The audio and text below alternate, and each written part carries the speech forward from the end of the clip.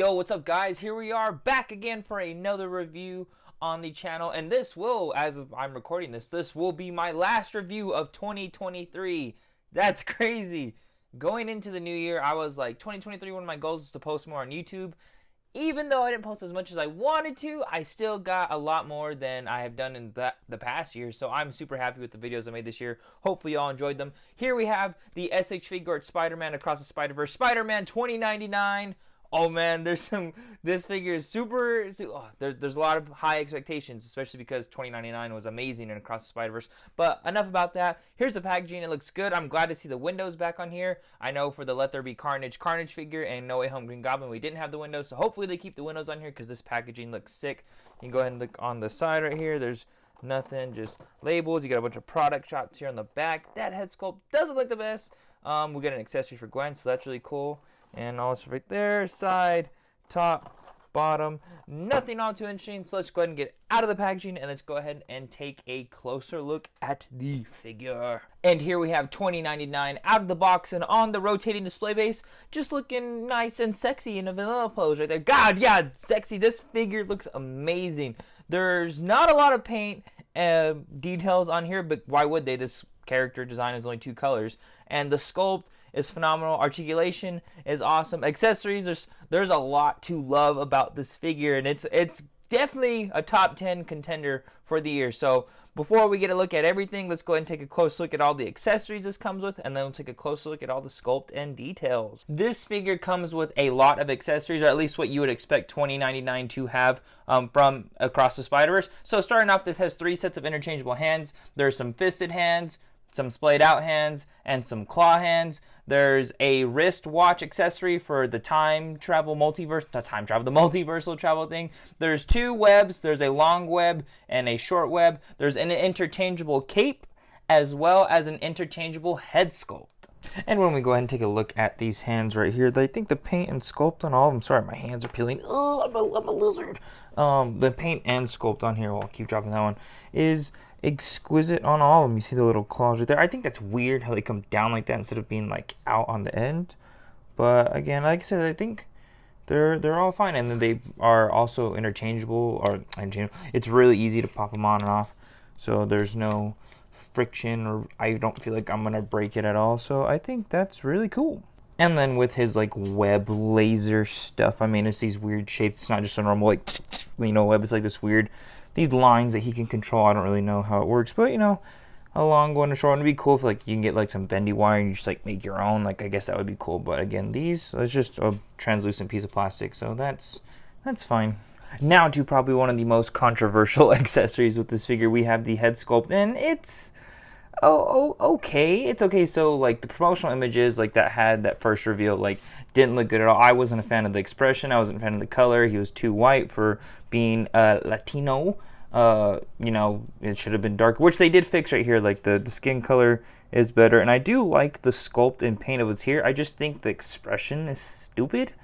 I don't really like that at all. I think they should have changed it, or at least had interchangeable heads, like had like a neutral and then like one where he's like yelling, you can see the vampire teeth. That would have been cool. But like the paint and sculpt, like it's here. It's nice to have the options. I'm just not a fan of the expression. So it's okay. And then again, popping it off here at the neck, it's super easy. You just go ahead and pop it in like that, and there you go. So that's fine. Getting a little sneak peek at the articulation there, but it's okay. I just think the expression is stupid, so that sucks, but oh well, it is what it is. And finally, we have the cape here, which it's just a big hollow piece of plastic, and like these lines are sculpted right here, but you can see through them. It's like a weird like translucent thing. I don't know, it's like light piping, I don't know, but there's a port up here. There is some articulation, not a lot, but that was surprising. But again, this feels like a Hasbro cape, but kind of cheaper because it's like a really like, I don't know if this is like PVC or what, but you have a tool that you can use to pull this piece out right here. If you have long nails, you don't need to do that.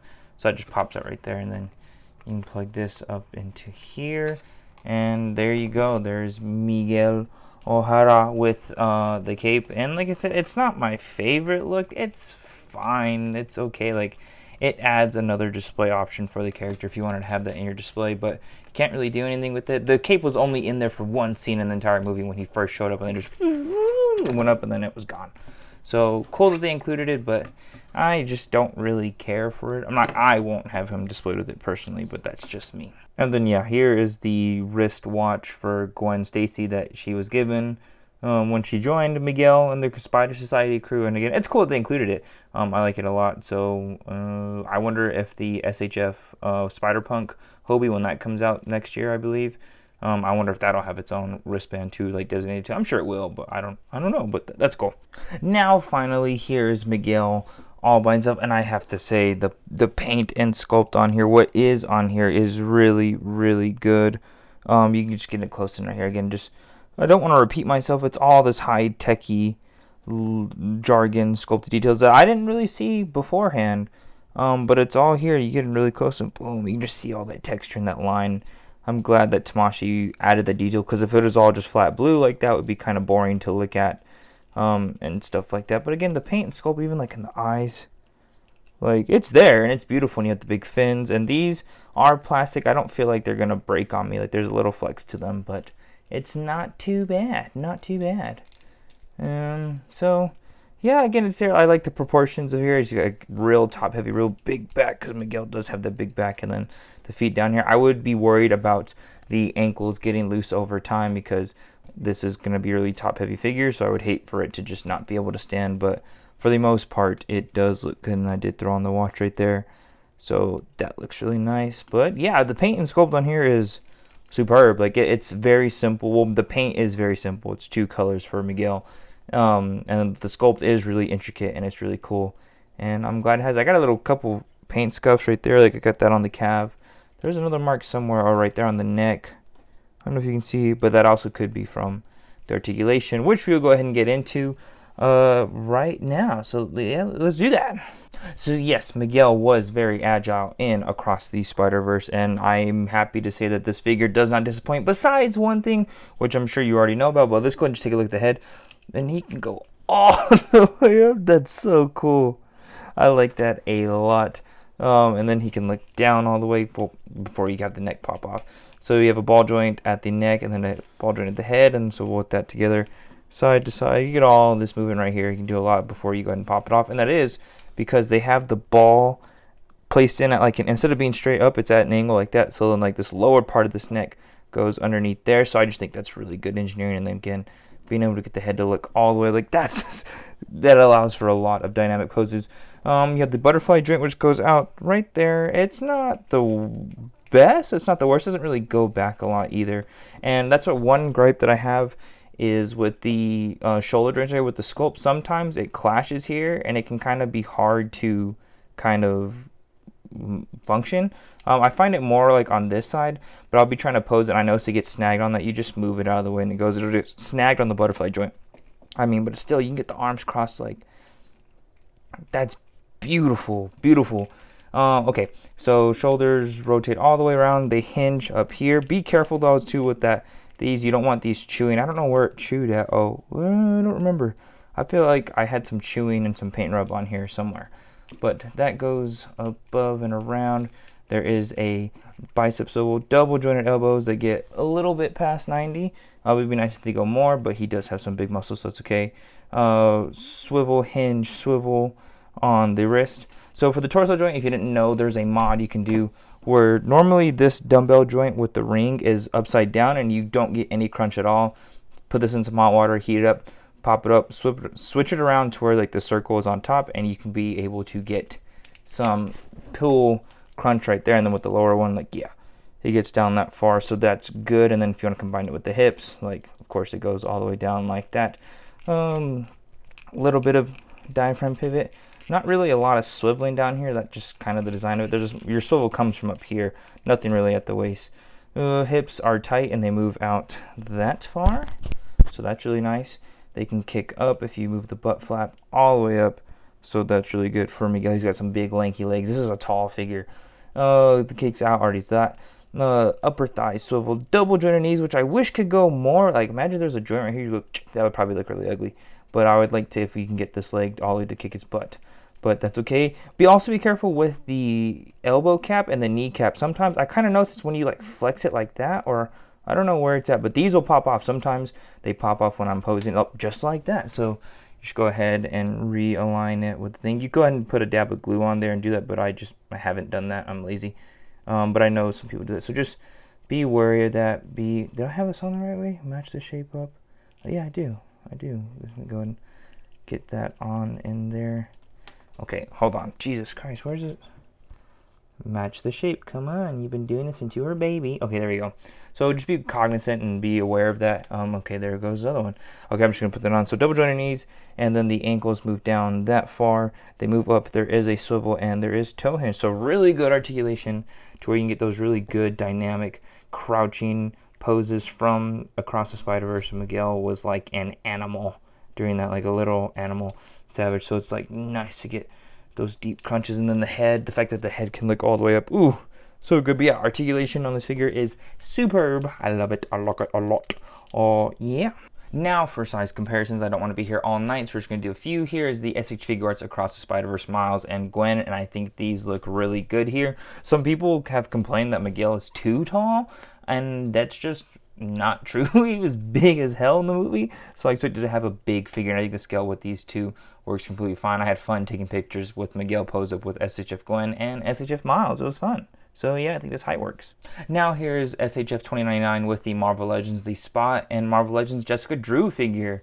Again, I think the height works good for these. I don't think we ever saw 2099 against Spot, but we did see him with Jessica Drew, and again, he towers over like everybody in the movie.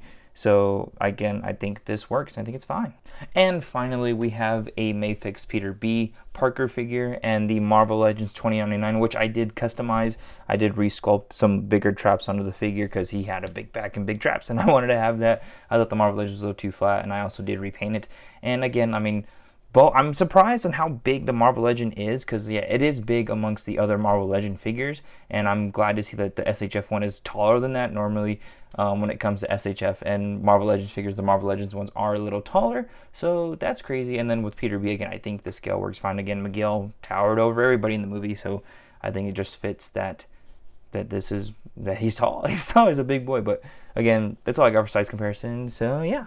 So with all that being said, I think it's safe to say this is an amazing figure. Oh my god, I love 2099 Across the Spider-Verse.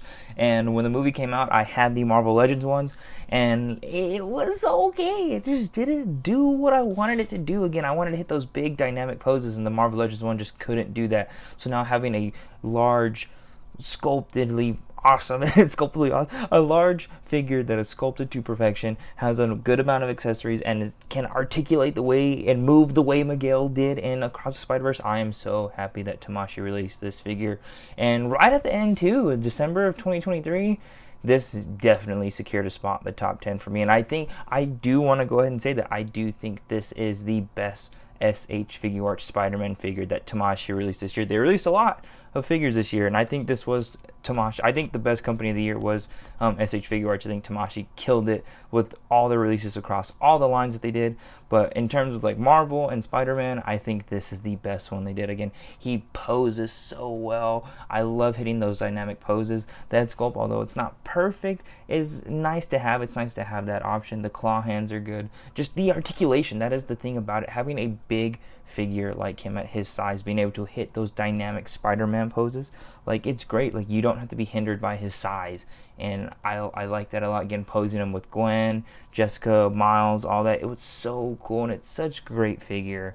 I mean, I can sit here and ramble on and on about how awesome it is. Again, the quality feels great. I don't feel like anything's going to break. I have a few minor complaints. Again, I don't really like the head sculpt that much. I don't like the expression, is what I'd say. The knees, caps, and the elbow joints do pop up a little bit, and I feel like there's some hindrances, or just with the shoulders, not hindrances. Again, it's just like I would be worried about. Sometimes it happens to me when I pose, and the shoulder joint gets like caught on like the butterfly joint. I get scared about that chewing over time. But again, the fucking figure is awesome. It looks so good. I'm happy. I definitely recommend it to any Spider-Man, Spider-Verse fan. You definitely need to pick this up for your Into and Across the Spider-Verse display. I am a dummy. I'm sitting here editing right now the review, and I realized that I didn't give the figure a rating. In the beginning, I was talking really loud, and then towards like the middle and end, I started getting like quieter. It's late in my house. I don't want to wake people up. People have to work tomorrow, so that's why there's a tone in my voice. And I was just in a rush to get, like, just say what I can, what I say. Don't repeat it, and let's go. So, enough of that explanation. This figure, 9 out of 10. I say 9 out of 10 because I don't like the head sculpt expression. I think it's, like, if it had an interchangeable head, like a screaming head, or a neutral head, just not the weird expression, like, okay, like that would have been awesome. But 9 out of 10, solid release. Again, the best SH Figuarts Spider-Man release of 2023. So yeah, sorry about that. It won't happen again. Peace. So with all that being said, thank you guys for following me and for subscribing and for watching and all stuff like that. Good. We hit 2,000 subscribers on YouTube. I didn't even know that. That's amazing. Hopefully we can get to 3,000 by the end of 2024. And yeah, with that, just Happy New Year. Merry Christmas again. I hope y'all guys like the review. Again, I don't know what my future relies on. I don't know what my future is going to be like in terms of content creation and stuff like that going into 2024, but I hope I can get some videos out for you because there are some really cool figures coming. Again, SH Figuarts Final Swing for No Way Home's coming out. There's SH Figuarts Spider-Punk for Across the Spider-Verse that's also coming out.